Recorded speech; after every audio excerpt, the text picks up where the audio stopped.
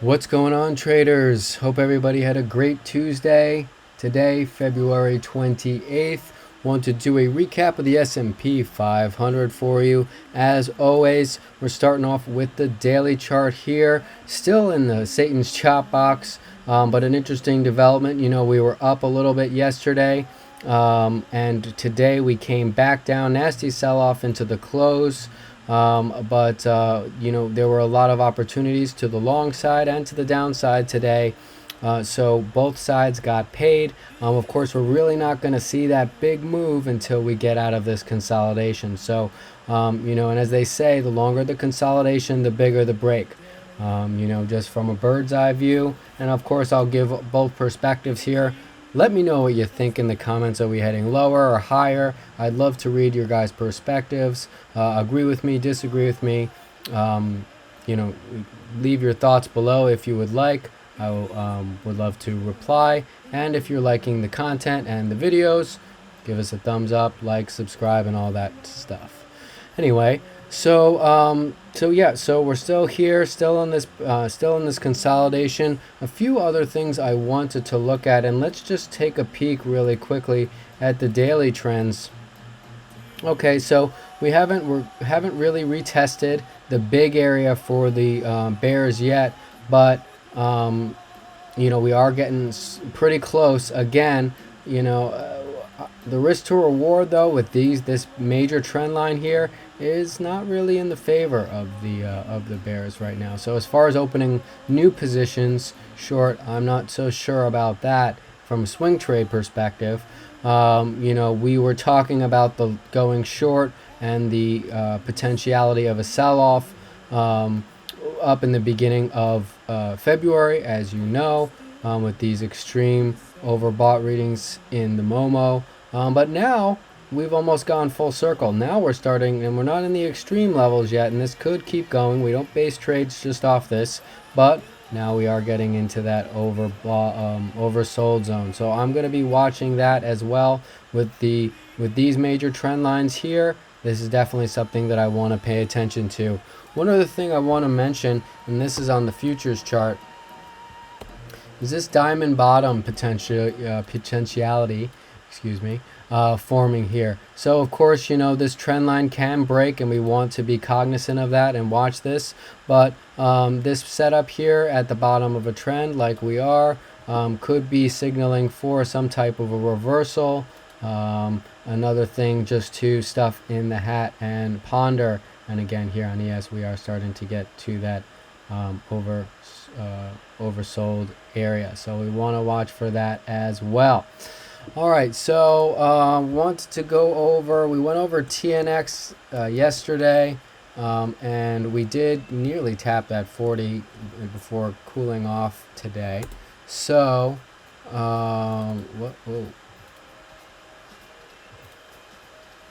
I did want to go over the dollar though.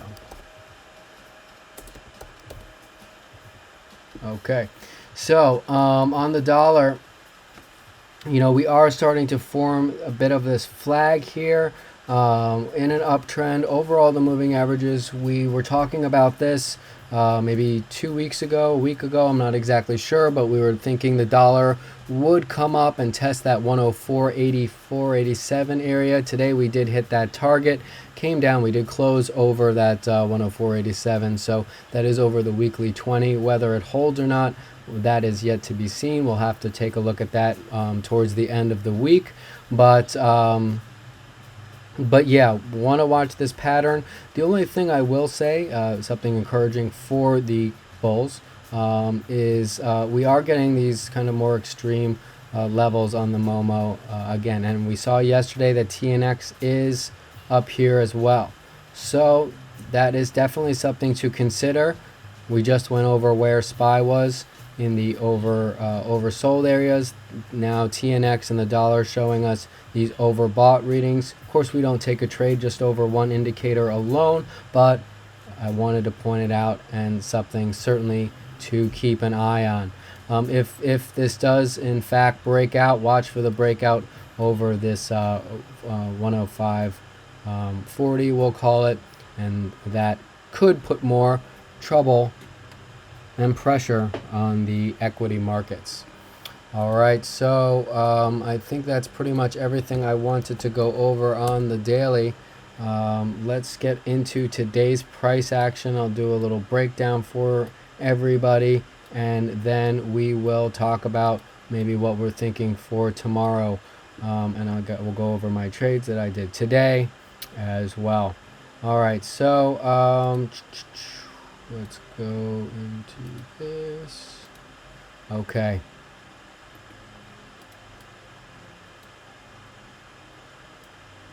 All right. Come on. There we go. Okay, perfect. All right, so today we had a sell-off coming into the open, came down, tapped the support level here at 396.70. Saw a nice buy reaction, came up, but then started kind of chopping around, came down, just made a bit of a descending wedge here, kissed again that same area, that 396.70, and then we had a nice push here once we broke over the trend here, break of structure, and we came right up. First target that I was looking for when I had taken this trade, we got long in the tank right around in this zone, and we were looking for the test right here.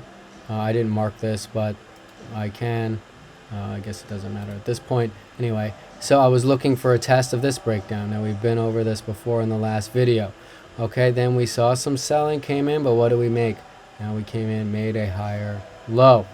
All right, so at that point, I had stayed in, through this. I think I took a little bit off, but I stayed in, and we bounced nicely off this higher low. We came right back into that consolidation zone that we were before, came back up, now again, this was the start of the point of pain here, right? And that is what I was looking for my long. We did get that and a little bit extra, which I was happy about. I think ES came up into the 4,000s, and we started taking most of all of our position off, got into our runners up when we were here up in this pre-market high. Now, similar to yesterday when we saw them soaking the bid, and we saw that reversal, here we had the opposite distribution going on. You could see we tried to pop higher, couldn't break over. You could see these wicks, and we were just hanging out by those pre-market highs. Couldn't get over.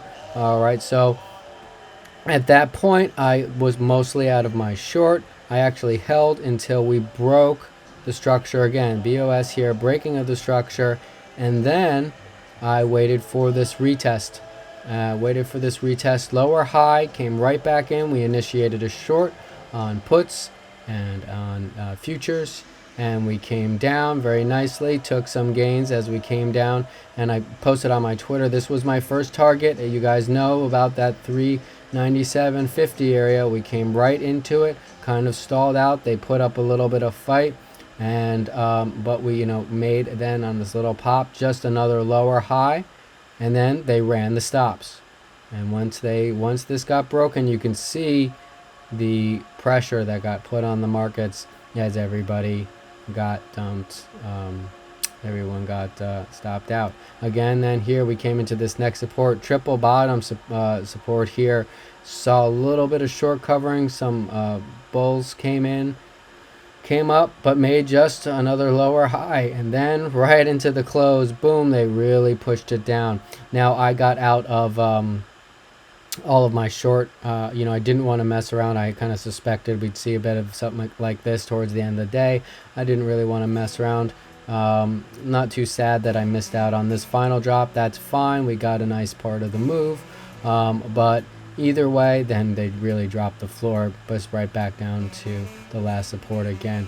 So somebody sent me a DM asking me, how do I know when a dip is, just a dip, or did we break the structure? And for me, I'm looking at those trends. So for me, here it's a lower high, a higher low, or after we broke here, this was the first test. So from here, I'm kind of projecting, drawing out that trend line. This is the one I had, but you could also you know,